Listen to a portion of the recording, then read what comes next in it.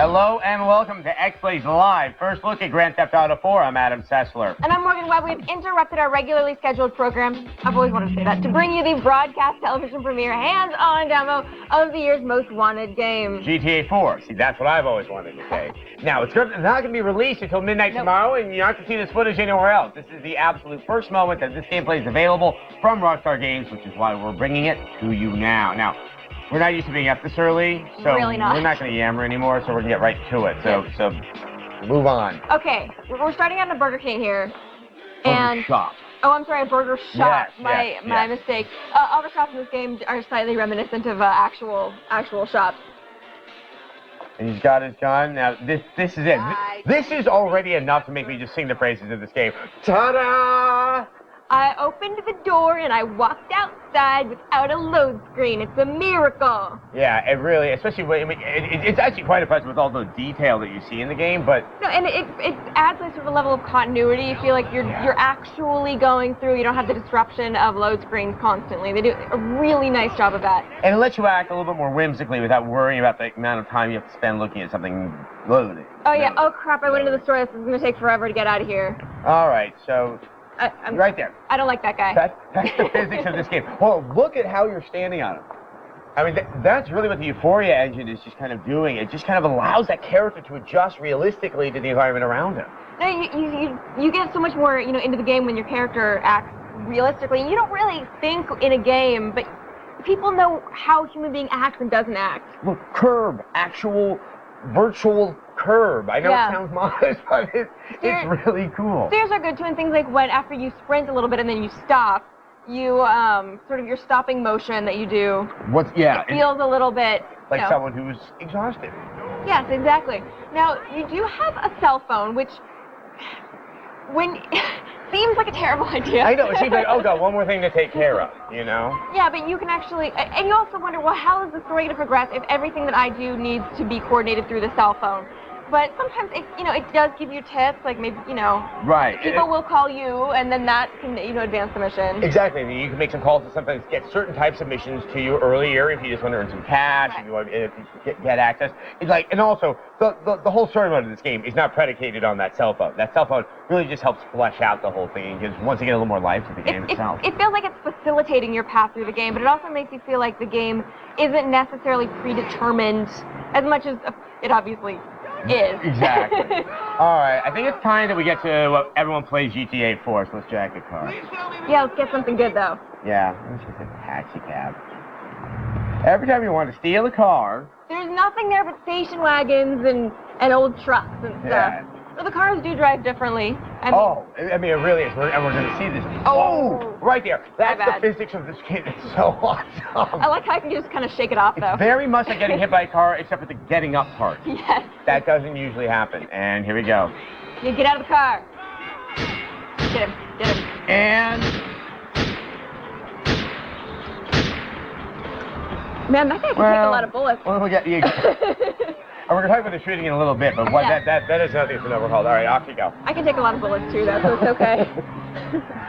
I'm a tough guy. All right, now, Nia, once again, the driving in the game works so much better. There's more proper physics to the car. You have to drive it more like it's an actual car. Well, and you notice little things that there's skid marks in the ground where I just had made that U-turn there.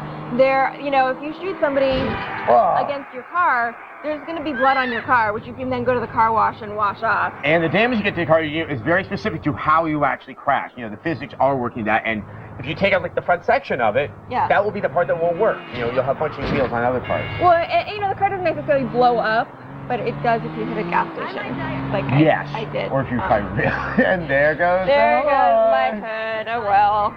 That's okay. Now, another thing for people who are going to be picking up this game, yes, the driving is different. For the first time, you need to use the brake. You can't just lean on the accelerator. It's still going to be very tough at the beginning when the cars are kind of crappy, but now, especially with the higher level cars, you need to use the brake to take those turns so you don't just fishtail yourself out of control. You can spin those things out. Ooh, there we go. Go. Get up. Be a man. I like my suit. You do start off the game in less classy duds. All right, I think it's time to just, let's kill some people. So I think we definitely need to show off some of the combat, because that is also one of the biggest overhauls of the game. That was always one of the biggest complaints about GTA. Like, I can drive around and jack cars, but then I have to fight. I try to shoot somebody. I figured out how to lane a little split more in a car. challenging. Let's see if I can find some goodies here. I'm just a stuntman. All right, let's see who's around here.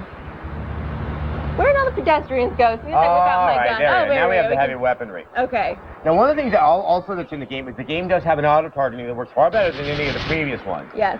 And if you take that left trigger and you only halfway depress it, you then can try to do free aim and hit body parts. And wow, do the characters act like they were shot? So you can get them in the leg. Well, if you have a runner, then you need to try and get him in the leg, and it's going to slow him down, and then you can kind of yeah, exactly. Then you can kind of finish off the damage. Getting up, a little bit limpy. Jeez. Once again, yes, everyone is a little resilient, thankfully. To take on the fun out of the game. No, but I mean, if you got shot once and you died, I mean, that wouldn't be very much fun. Okay, so now the cops are after us. All right, we're already up to 2 stars. We only shot a few people. And let's see how many more stars we can get. So there are a lot of cops around. There's the cop car. You do have to be careful, for example, when you're jacking a car. If you do it in front of a cop, he's going to get mad and he's going to notice. So, right. You know, I always find myself kind of looking around before I did anything wrong. Exactly. Make sure there weren't any cops right there. Now, obviously, if you look at the mini-map, you can see how it's blinking to red. What that means is that the cops are watching this for you, and that if you're inside the area that is blinking red in the game, then you're going to draw the attention of law enforcement, and you're trying to get yourself out of that area and onto the normal map and stay cool for a little bit, and that'll take, well, the heat off of you. We'll talk about the mini-map in just a second, because I actually really do like the mini-map. I think it's really improved. Oh, that car just... Well, also, yeah, because you can actually set a path and know which way you're supposed to go. Well, you can set waypoints on the map, and then basically GPS tells you where to go, so you don't waste time just driving around aimlessly trying to remember where the burger shop was. You can really get there quickly and get to the fun part of the game, which is the shooting and the driving. And the romancing. And the romancing, yes. So, yeah, you can go on dates in the game, but that's definitely not happening right now. One thing, going back to the driving, is that when you're in these pursuits, when things are really frantic, you're going to really appreciate the stronger controls of the cars. Yes. You're not going to, just... And the fact that the traffic flow is more logical. You're not going to have just a bunch of station wagons appear out of nowhere. Well, the traffic flow is particularly... And you start to get used to GTA 4's traffic patterns. Right. And they are reflective of actual normal traffic patterns. Like, people stop at red lights, and then people are going to make left turns, and you have to know, like, oh, he's going to make a left in front of me. Oh, maybe use turn signals. Which is definitely... Oh, geez. Traffic is clearly an issue right now. There we go. That's going to leave a mark on the ground. Well, I'm a big, heavy steel car. I need to be able to get through this situation. I'm running out of... Oh, man. Yep. That was really... Well, it does teach you crime doesn't pay. No, yes, it does. But it definitely... It influences your actions in the game, because you're not necessarily going to just, I'm just going to take the car. It's the easiest way to get there. You're like, there's a lot of cops around. Maybe I'll take a taxi. Exactly. There is a little more thought. Well, maybe if I'm on a date, I'm not going to just take this car right here, because then my date's going to be ruined. Yeah. All my dates like it like that. That's a different story. That's a totally different story. All right. Well, I think now we got a cop car. You can turn your sirens on and off, and pull people over and everything, all that good stuff.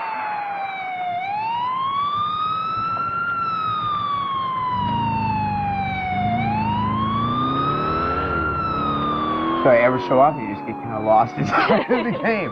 I mean, I think the other thing we haven't touched on is, while the geography may not be as big as San Andreas, this game really is bigger. The level of detail throughout this entire game is absolutely awe-inspiring. It's fun really to notice. You don't notice all the details at first, but as you're playing, you're like, I just shot that guy against my car, and now his blood's all over my car. Right. That's little things like that. You have to admire the work and the thought that went into this game, and just the layout of the city. Every section feels different. You don't feel that there was kind of a set model that was just given a different coat of paint or other things. I mean, it's absolutely awe-inspiring. And I do like the radio stations, actually. They feel almost like background radio stations. They don't feel like they're programmed. I mean, they don't they're feel programmed, as obviously. deliberate. They don't feel as deliberate. I do enjoy the radio station, so Well, I think we we're gonna turned have them to- off because we didn't want to have to bleep the entire footage that we were going to show Still you. not a game for kiddies. No, not a game for the little ones. All right, today was just a taste of what's to come tomorrow in X-Play Summer Games Preview 1 hour Grand Theft Auto 4 Special. We'll have a first look at the all-new multiplayer mode, the ability to choose your own missions, and of course, our brutally honest review of the game. And we're also going to take you through the rap sheet of the most controversial franchise in the history of video games. So, don't miss a minute of the GTA 4 action that kicks off X-Play Summer Games Preview tomorrow night at 8. And for even more GTA 4 footage, go to g4tv.com/xplay. Thanks for watching, and we will see you tomorrow. We now return to our regularly scheduled program.